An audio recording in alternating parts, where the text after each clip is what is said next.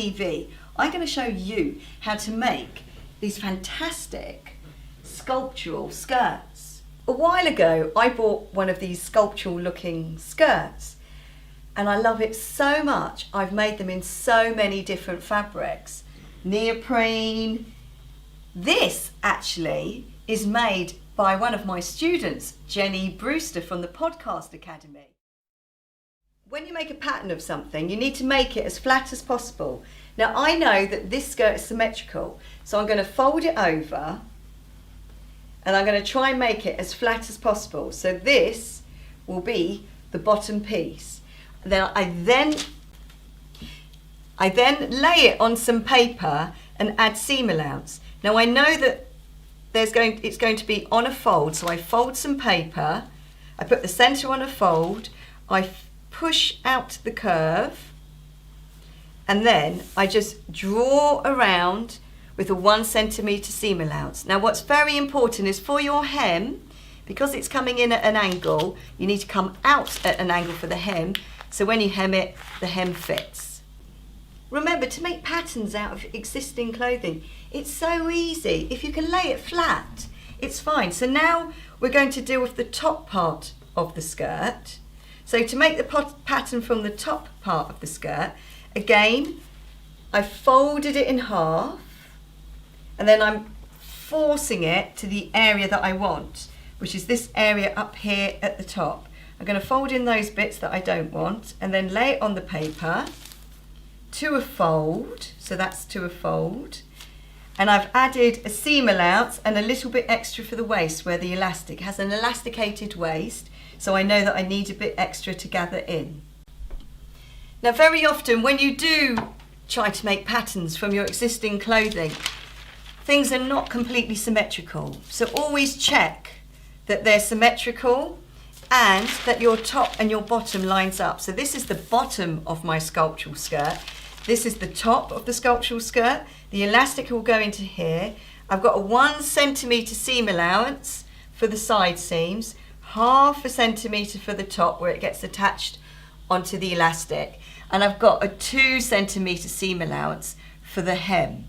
Now we want to make sure that it all lines up, so what I recommend doing, because we're pinless at Stitchless, is to create notches. Definitely a notch for the centre at the top waist and where the bottom and the top join on the skirt, and then go around, create another notch, another notch, another notch, and keep working your way round, turning it like a wheel until you get to the edge, because you might find it a bit longer or shorter and you'll need to make an adjustment. Then all we have to do is just cut it out. Now I recommend using sort of a neoprene type fabric, or maybe a fine cotton if you want it as a kind of summer skirt. But there's something that you need to put also in your sculptural skirt to make it stand out a little bit. And here Jenny Brewster's used a fake leather, but you could use some ribbon or some braiding.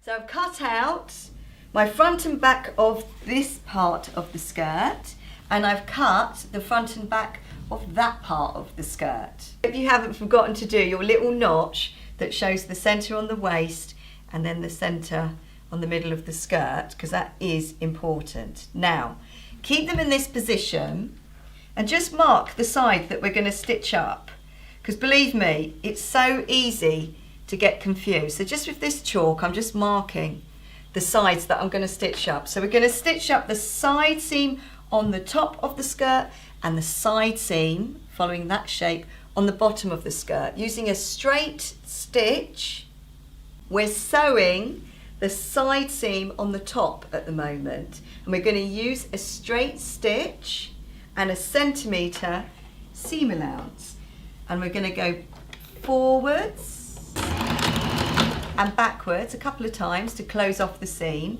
centimetre seam allowance,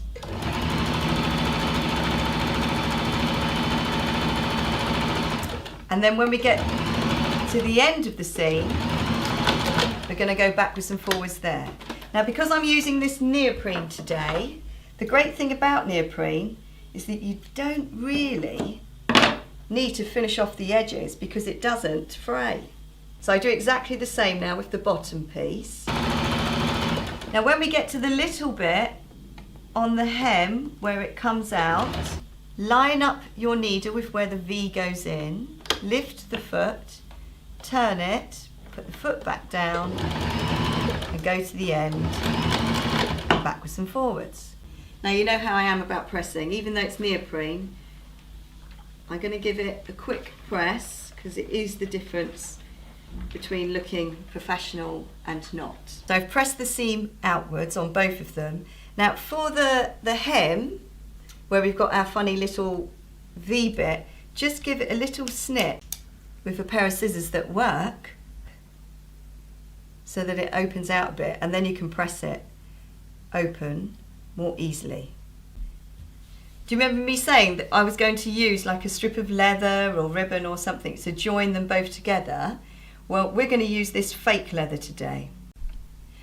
We're going to start on the bottom, and I'm going to put it right sides together with a little overhang, and I'm going to sew it 1/2 centimetre away from the edge, and I'm just going to keep going all the way round.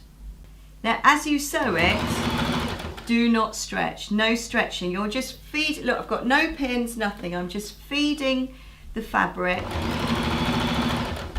underneath the foot. And is it fine? Yeah, it's fine. So it's a 1/2 centimetre seam allowance. Now when you run out of leather, don't do anything fancy. All you have to do is this. So this is my leather, I've run out. I'm simply going to do a slight overlap like that. So here's that piece. I'm not doing anything fancy, I'm just laying it on top of the other strip of leather, and I'm just going to keep sewing, and it will just end up being trapped in there. Why make it any more complicated than that? So we end up with this piece attached.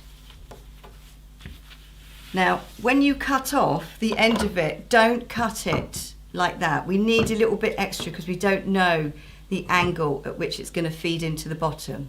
So this is the moment where we attach the top to the bottom. Now, I want you to start at that side seam. So I want you to line up the side seam of the top with the side seam of the bottom. Right sides together. It's just, it will be easier to manage doing it this way, believe me. And I'm going to slowly start feeding my way down that side, and then we'll do the other side. The reason why we start at the side is that it will be easier to make everything fit. Whereas if you started from the other side, by the time you get round to this side, there could be more of a discrepancy. So you see, by starting at the side seam and then coming out, look how there's only like a little bit of difference, which I can sort of ease in. So look at that, that's what we've got so far. Pretty stylish. So we're going to do the same now on the other side. So we start at that side seam and we just work our way round on the other side. So I've done both sides now of my sculptural skirt, the front and the back, although they're both the same. Now I've got to do something that I'm really nervous about. I've got to press this fake leather stuff, and I'm so worried that it's going to melt. So I'm going to use the iron at a medium to low setting, and I'll let you know how I get on. So what I'm doing is I'm folding in those seams. Okay, so I fold them in, pull out the fabric, fold them in, and then I press it. And use lots of steam because it definitely helps it. So now I'm going to show you how to stitch this elastic onto your skirt using a twin needle. Now if you have a look at the elastic on the Jenny Brewster skirt, it lays on top of the fabric. And we use a twin needle because underneath it does a zigzag, so it makes the stitch line stretch. Now if you want to know how to change your needle for a twin needle or change your needle on a machine, I have got a video on my Stitchless TV channel, how to change a needle and how to use a twin needle. So the first thing you need to do with your elastic is just see how big you want it to be. I quite like mine being a bit on the hips. So work out how much you want it with a little bit of a seam allowance, and then cut it a little bit longer, but remember how much longer you've done it. Now we want to know on our elastic, where is the centre? So I'm marking that with chalk. The quarter bit is too, so I'm marking that with chalk. And then I know where the side seams are on my skirt and where the centre is on my skirt. So as we apply the elastic, we are matching up with the marks on the skirt. I'm laying the elastic about centimetre, half a centimetre overlap. I'm going to be stitching close to the edge of the elastic, and as I go around I have to match up these markers with the notches on my skirt. So as I'm saying, I don't pull first of all when I start, I just let it sew, and then when I get an opportunity to pull, I put my hand behind and I stretch the elastic a little bit. But you don't want to stretch it too much, because then it gathers too much, but then it looks something like that. So we're nearly at the end. Now I find that if I go backwards and forwards to close off the seam on twin needles, very often they get tangled up, so I don't bother. So I'm just going to sew right to the end, go past on the elastic, and that's it. So that's the front and that's the back. And because there's a zigzag at the back, it means that that stitch line stretches. So I'm going to go backwards and forwards quite a few times on that elastic because I don't want it to pop undone. Match up my seams, match up where I've got the leather, and then just gently work my way around that side seam, centimetre seam allowance.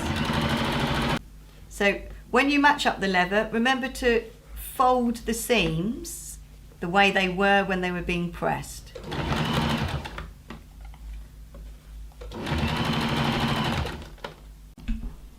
So any bits hanging off the edge, you just trim them off. Trim back your waistband, your elastic on the waist, and do a little snip into the V on that hem bit there.